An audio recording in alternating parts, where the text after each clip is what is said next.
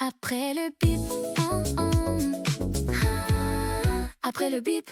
Fin de l'argent gratuit Ouais. pour le moment, Laurent. Ouais, mais ouais, écoute, là on va repasser au niveau instit. Ah, Au niveau de l'euro mon dada. numérique. Alors les banques centrales, on va Les pas banques parler centrales. non, on va parler des taux. Ok. Non, c'est que là en ce moment, effectivement, c'est la fin de l'argent gratuit. Alors qu'est-ce que l'argent gratuit? Ouais, qu'est-ce que l'argent gratuit? Mais notamment la Banque centrale du Japon, pendant des années, alors ça fait même des décennies que les taux sont très très bas, il y a eu des taux négatifs. Et en gros, ce que faisaient alors là je parle des grandes banques, des institutions américaines et autres, c'est d'emprunter du yen à zéro Ok. pour aller le convertir en dollars et le prêter par exemple à l'État américain. Ok. Donc, c'est ce qu'on a appelé le fameux carry trade. Attends, mais ils empruntent juste à qui l'argent là À la banque, alors soit des banques, à la banque centrale directement, Ok. ou à la banque ou à des banques commerciales. Donc la Banque centrale prête à la Chine de l'argent à 0%. Alors non, pas la Chine, je parle aux institutionnels, à d'autres banques en fait. Ok. Mais je pense d'ailleurs que ça, à mon avis, la banque centrale japonaise prête aux banques Ok.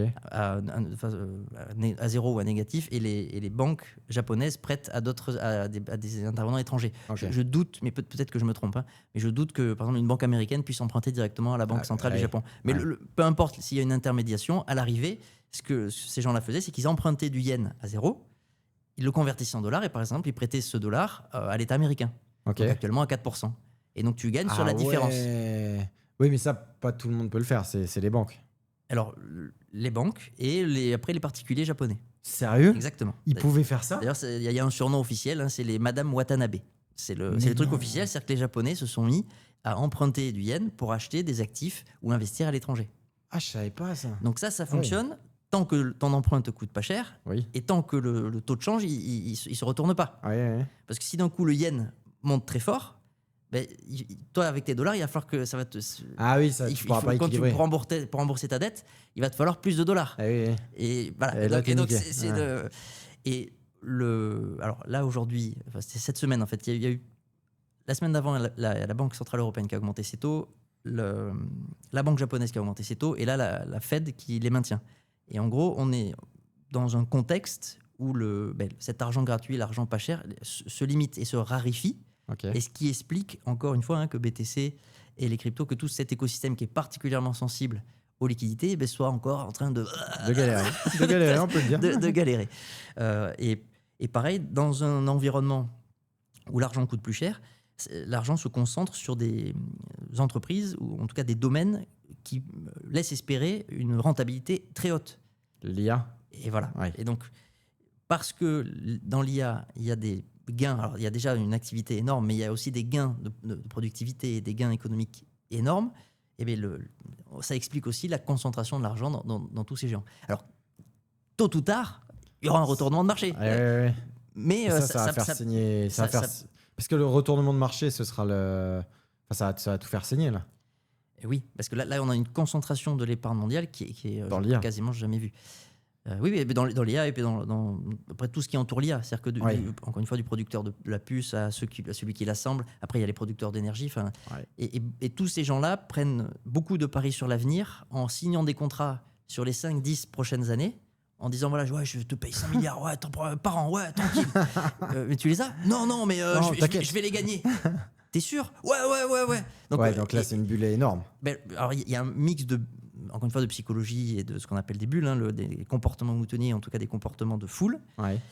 Après, ça se base malgré tout sur une véritable révolution que l'on vit, que l'on perçoit. Oui, donc on ne sait pas si c'est une bulle ou pas. Est-ce que c'est possible que ça continue comme ça, mais pendant genre 100 ans, et qu'en fait ça explose jamais parce que c'est pas une bulle au final, c'est vraiment une révolution de fou, quoi. Il y a une hypothèse où, comme l'IA, tu sais, est capable maintenant de s'améliorer elle-même et de nous aider à découvrir, à ouvrir des pans entiers de notre connaissance. Ok. Je t'en avais parlé alors j'oublie toujours son nom, mais en gros, le mec a été recruté par Google, il a fondé notamment AlphaGo et il a eu le prix Nobel de chimie. Parce qu'il a réussi, grâce à ses modèles IA, à comprendre comment se replient les protéines. On en avait parlé. Oui, mais pas en podcast. Pas en podcast, peut-être pas en podcast. C'est pour ça que je voulais que tu l'expliques. Et donc, on n'arrivait pas à le faire. Et donc là, d'arriver à comprendre comment se disposent les protéines dans le corps humain, ça fait qu'on peut en synthétiser. Ok.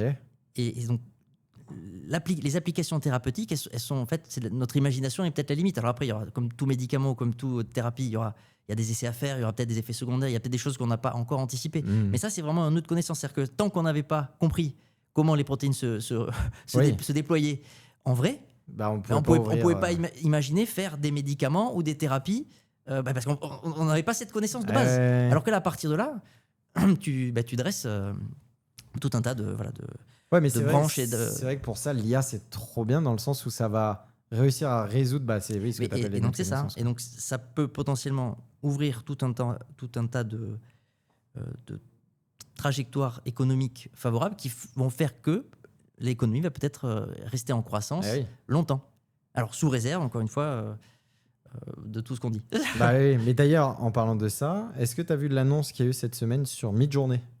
Ah non. Je voulais t'en parler. Vas-y. Parce qu'il y a beaucoup de professionnels qui sont pas tout à fait d'accord. Je t'explique, c'est pour ça que je suis allé chercher en même temps. Midjourney, surtout ça fait les images. C'est les images. Voilà. C'est les images. Ouais. Et alors du coup, là je te lis en même temps un petit peu le tweet. Midjourney annonce le premier scanner CT à ultrasons à corps entier au monde. Objectif, rendre l'imagerie à corps entier abordable pour tous sur Terre. Les utilisateurs sont immergés dans l'eau pendant le scan, créent des cartes détaillées 3D du corps en moins d'1 minute, peut cartographier plus de 25 organes et structures anatomiques en détail. Aucun rayonnement n'est utilisé, collabore avec la FDA pour les approbations. Alors juste parce que normalement les scanners c'est des rayons X. Oui, c'est ça. Et là ils n'utilisent pas de rayons X. Et là du coup, c'est juste tu vas dans de l'eau. Si tu vas dans l'eau, petit jacuzzi, tu sirotes un truc, tu as ton petit scanner qui est fait. Ouais, mais ils scannent... Et ben... Par exemple, les IRM, ils utilisent des rayons magnétiques. Oui. Et là, ils sont dans l'eau. Bon, ok, je regarderai. Ça prévoit d'être commercialisé. Non, mais alors, justement, est-ce que... en fait, c'est là où je veux en venir. Moi, j'ai l'info là, tu vois, je la lis sur Twitter. Toi qui était dans ce milieu. Mais je te dis, s'il n'y a pas de rayonnement, c'est peut-être qu'ils utilisent des champs magnétiques comme les IRM. La question, c'est est-ce que tu aurais moyen pour la semaine prochaine de regarder, de nous développer ça et les potentiels avec l'IA justement dans ces niveaux-là de la santé et tout, parce que je trouve ça méga passionnant. Ça te dérangerait ou pas ? Non. De faire un petit devoir là-dessus ? Pas de problème. Oh, c'est trop bien. En vrai, parce que ça me chamboule le cerveau. Genre de voir de ce genre de choses, je me dis mais ça va être génial. Moi, j'ai envie que demain, je me casse le pouce. Oui. Demain. Que je pose ma main comme ça sur une table, qu'il y a un robot qui aille, tac, tac, tac, terminé, pas de douleur, rien du tout, ça me l'a soigné. C'est ça que je veux, moi, Laurent. Avec une colle biologique qui n'existe pas encore, voilà, qui collera ta fracture. Et puis avec des protéines qui ont été résolues, qui fait que j'ai juste à manger un petit steak et tout est bon, j'ai plus de problème. Et une pilule pour l'immortalité. Exactement, voilà. C'est tout ça que je veux, bien Laurent. sûr.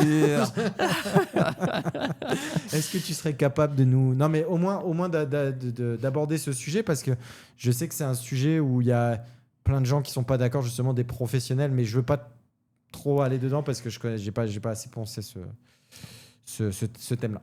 L'IA va révolutionner de toute façon la santé, c'est déjà en cours. C'est déjà en cours. Et d'ailleurs, il y a est-ce que c'est l'IA ça ou pas, le fait qu'un chirurgien peut opérer? Non, c'est à distance. Ouais. Non. Là, c'est des robots, ça se fait pour l'urologie. Par exemple, ta prostate, il l'opère avec des robots. Ah ouais. Et en fait, comme il pilote avec comme des joysticks. Il a une manette. Il suffit qu'il y ait une bonne connexion et en gros, il peut piloter à distance. Oh, c'est fou. C'est ce genre de choses qui se font déjà. Ouais. Après, pour ma spécialité, toujours pareil, remettre les os, ça demande encore de la robotique qui n'existe pas, je crois. Ouais. Mais qui existera, j'en suis persuadé, un jour ou l'autre. Hein, mais voilà.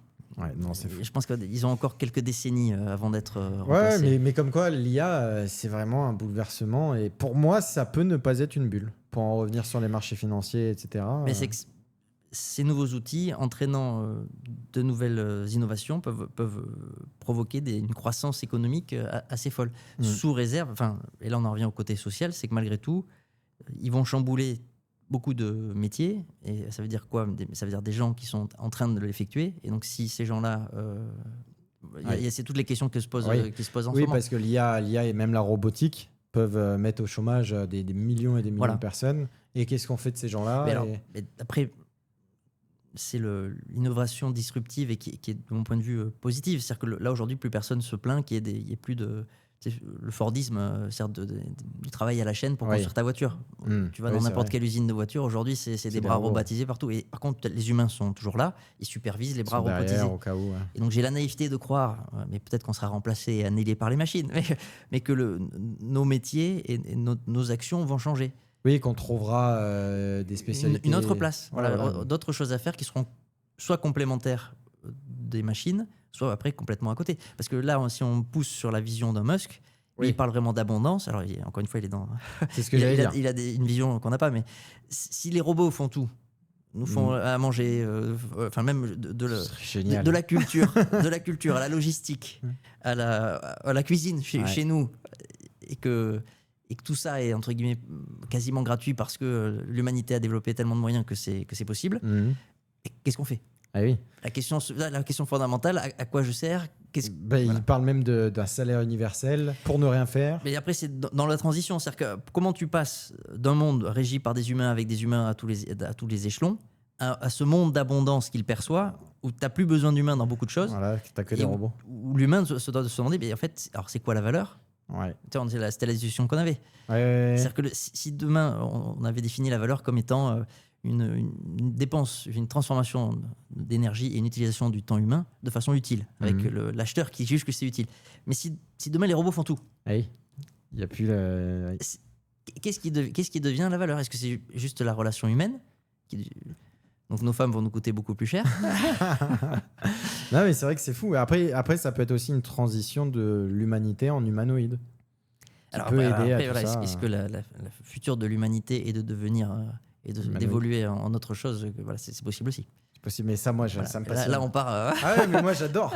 J'adore dans le sens où, en fait, mon rêve, c'est de voyager dans le temps et d'être genre dans 20 ans, 30 ans, 50 ans. Il y en a qui me diraient, non, mais juste dans 2 ans, ça suffit. Mais bon, on verra bien. Et pour en revenir sur les marchés et à ce qui se passe actuellement, donc les liquidités se concentrent énormément sur le marché d'abord américain. C'est le plus gros, c'est là où il y a les plus gros acteurs. C'est là où il est aussi le plus facile d'investir. C'est difficile lorsqu'on est étranger par rapport à la Chine d'investir en Chine. Peut-être qu'un jour ils s'ouvriront, mais c'est lorsque tu es américain, français, belge, peu importe. Tu peux, mais c'est beaucoup plus compliqué. Alors que les États-Unis de base sont beaucoup plus facilement ouverts à l'argent étranger. Et donc c'est une des raisons qui explique la concentration. Il n'y a pas que ça, hein, évidemment. Ça reste la première puissance, même si la Chine, on le sait. Bref, et donc dans tous ces comportements de foule, et là on voit toute l'épargne, je reviens à l'épargne mondiale qui est en train de se concentrer, notamment avec les ETF, etc., dans ces actions, dans ces entreprises, la volatilité risque d'être très très grande. Et donc pour les gens qui ne sont pas préparés, ça risque de secouer. Alors pour l'instant, parce que là tout va bien si tu veux. Donc même s'il y a des secousses, notamment provoquées par Trump et ses différentes annonces, ça reste des volatilités, on va dire, normales. Mais le jour où il y a une volatilité forte et à la baisse, ou un retracement ou une latéralisation longue, là, ça va risquer de faire crier plus d'un. C'est vrai. Parce que quand tout est vert, il n'y a pas de problème. Ah oui, aucun problème. C'est quand ça se retourne. C'est vrai qu'il y en a qui peuvent en un trait tout perdre, tout ce qu'ils ont gagné quand tout était vert. C'est ça, exactement. Tu redonnes d'abord tout au marché et après, le revenge trading, tu as envie de te rattraper, te refaire. Et tu doubles, tu remises et tu perds tout. Et ça m'a fait penser à une chose quand tu parlais d'IA. Je crois pas qu'on en ait parlé, de Fable. Je crois qu'on en a pas parlé. Moi, je suis très frustré là. Bah oui, c'est pour ça. On n'en avait pas parlé parce que la semaine dernière, il y avait encore. C'était les derniers jours avant qu'ils annoncent. Je crois que c'est samedi ou dimanche dernier. On a eu 2-3 jours. De quoi ? Ouais, c'est ça. On a eu 2-3 jours. Et après, ils ont annoncé la fermeture. Et donc Fable 5 est le dernier modèle d'Anthropic, qui est Anthropic qui fait Claude. Et en fait, c'est un sous-modèle par rapport au modèle Mythos, qui est normalement en gros leur Rolls. Mais Rolls a trop risqué pour être donné au public ou à tout le monde. Donc, il y a qui l'a Mythos. A priori, le gouvernement américain et certaines grosses entreprises, j'imagine. Et l'armée, Et l'armée, sauf que l'armée se dispute. En fait, l'armée américaine, le Pentagone, voudrait un accès intégral à Mythos, sans limite. Parce qu'en fait, même Mythos, il reste supervisé. Ok. Il y a des garde-fous. Ouais. Et en gros, le Pentagone, il voudrait faire sauter ces garde-fous. Ouais. Et Anthropic n'est pas d'accord. Donc, ils ne sont pas d'accord. Et alors, c'est la beauté des États-Unis, c'est qu'une entreprise privée peut rentrer en procès face à l'État. C'est fou, voilà. Je savais pas ça. Mais donc, ils ne sont pas en procès, je crois. Mais en tout cas, le gouvernement américain, je crois, à un moment, a placé Anthropic comme entreprise à risque. Ah ouais. Oui, parce qu'en fait, là, Anthropic, eux, ils y ont accès, par contre, à Mythos sans garde-fou. Mais même pour eux, je crois qu'ils le contrôlent. Ouais. À tel point, c'est puissant. Même eux s'autocontrôlent. Alors, même eux s'autocontrôlent. Même dans l'organisation, il y a des sortes de shareholders, mais qui n'ont pas de... Qu'est-ce que c'est un shareholder ? C'est un actionnaire. Okay. Mais je crois qu'il y a des... Ils ont créé un comité qui décide mais justement qui est décorrélé D'Anthropique. Ouais, il n'y a pas d'incentive économique. Il est censé décider pour le bien de l'humanité et parce que c'est le narratif. Alors est-ce que c'est qu'un narratif? Moi je veux bien le croire. Hein. Mais là ce qui s'est passé pour nous, c'est qu'en gros, déjà Fable 5 c'est une version de Mythos mais un peu bridée. Mais c'était quand même, il y a quand même un saut qualitatif entre ce qu'on utilise Cloud Opus qui est déjà puissant et Fable 5 donc, qu'on a pu tester quelques jours. Moi, à titre personnel, mon gros défi, tu l'as bien utilisé, mais pas assez. Non, pas assez. Et toujours pareil, d'essayer d'arriver à automatiser ma réalisation vidéo. Et j'ai eu le sentiment que Fable 5 me faisait passer un cap. Et donc là, on me l'a retiré. Bref. Horrible. C'est pas très grave. C'est pas très grave. Mais la raison officielle, c'est que il y en a deux. Il y a le risque de soi-disant pour la sécurité nationale et deux de concurrentiel, c'est-à-dire que cet outil permettait à des chercheurs étrangers de débloquer des pans de recherche, de les faire progresser sur certaines questions. Alors j'imagine que ça va être certaines questions aussi militaires. Et donc les États-Unis ont dit non, stop. Alors au départ, vous coupez tout sauf pour les Américains. Sauf qu'ils peuvent pas, peuvent pas faire la différence, donc ils ont coupé tout pour tout le monde. Voilà. Et du coup, ça me fait poser la question, est-ce que la Chine ne vont pas en profiter de ça? Parce que là, du coup, ils se sont mis un peu une balle dans le pied en faisant ça, non? En se bridant. Alors, du coup, la Chine, ils peuvent dire, nous, on a mieux, et tenez, c'est pour tout le monde. Alors, pour l'instant, ils n'ont pas encore mieux. Mais oui, si jamais la Chine... c'est possible qu'ils en profitent. Alors là, je sais pas, j'arrive pas à savoir, parce que Anthropic veut aussi faire son IPO. Qui arrive bientôt d'ailleurs. Ouais, j'ai pas la date, mais pareil pour OpenAI. Et donc là, on est dans une séquence où les entreprises les plus shiny, les plus brillantes actuelles, veulent rentrer en bourse et donc elles ont besoin de la belle histoire. Octobre 2026. Voilà, elles ont besoin de la belle histoire, elles ont besoin de montrer qu'elles génèrent toujours plus de thunes. Parce que j'en reviens à ces histoires de CAPEX, à ces histoires d'investissement. Ils signent des contrats en disant, regarde, là j'ai gagné, on va dire 10 milliards. Et regarde, si je multiplie par 12, ça fait que je suis à 120 dans l'année. Mais oui, mais peut-être que le mois d'après, ils seront à 5. Tu sais pas. Alors, pour l'instant, ils font plus. Donc, quand ils font leur multiplication par 12, en général, tu peux encore augmenter. Mais là, l'État américain commence à mettre des bâtons dans les roues dans Anthropic. Alors, est-ce que c'est un rapport de force pour qu'Anthropic leur file des parts. Voilà. Non, pas des parts. Encore une fois, l'accès. Est-ce que c'est une sorte de chantage de l'État américain pour avoir un accès intégral à ce que fait Anthropic? Je ne sais pas. En tout cas, ce qui est sûr, c'est que... Alors, il y a peut-être, encore une fois, des raisons pour la sécurité nationale qu'on ne comprend pas. Mais il y a peut-être aussi juste un rapport de force entre l'État américain et une entreprise privée qui veut arriver avec, normalement, la belle histoire, les plus beaux chiffres pour faire, encore une fois, une IPO à la SpaceX. C'est-à-dire lever de l'argent à pas cher, probablement qu'ils créeront aussi... Parce que, rappelle-moi, SpaceX, c'est combien de milliards Mais là, on est autour des 2000 milliards. Là. 2000 milliards, donc à la sortie, c'était aux alentours. C'était 1700 milliards.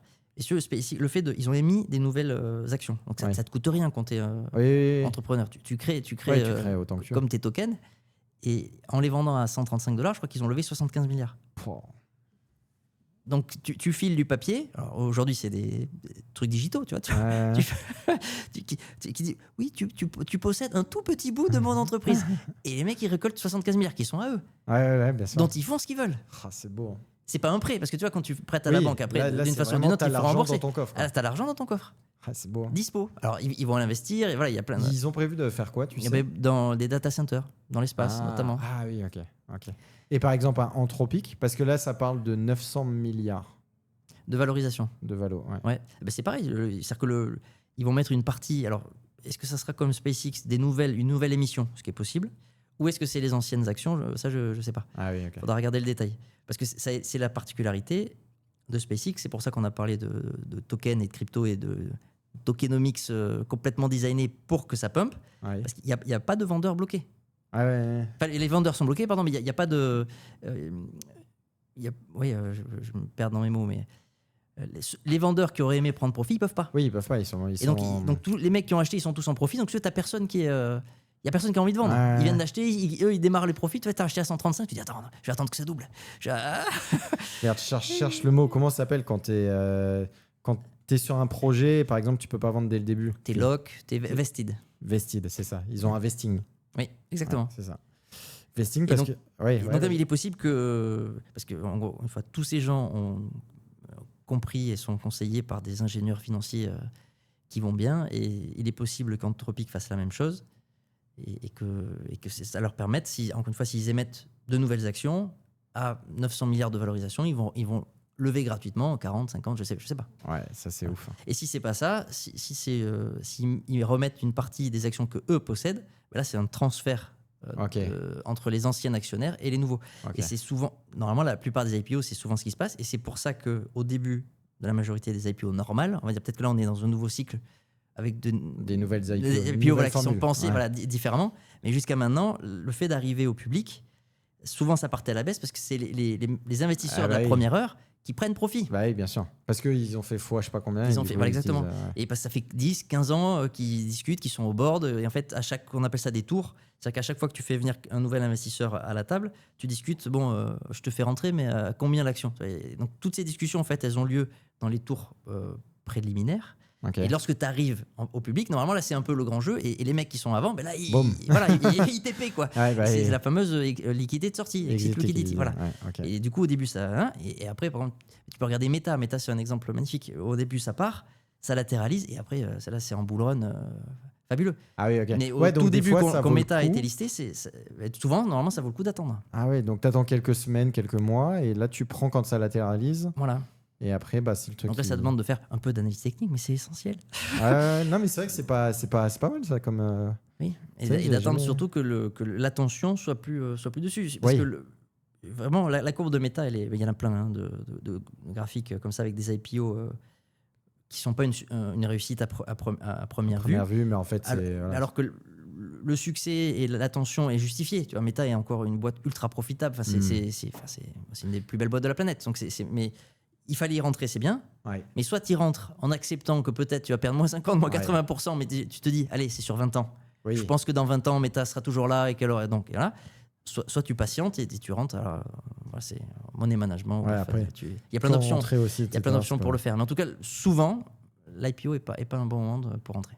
Ok. Très bien. Bah, hâte de. Ouais. Mais c'est vrai que ça donne envie. Moi, ça me donne envie d'investir de plus en plus dans tout ce qui est IPO, tout ce qui est.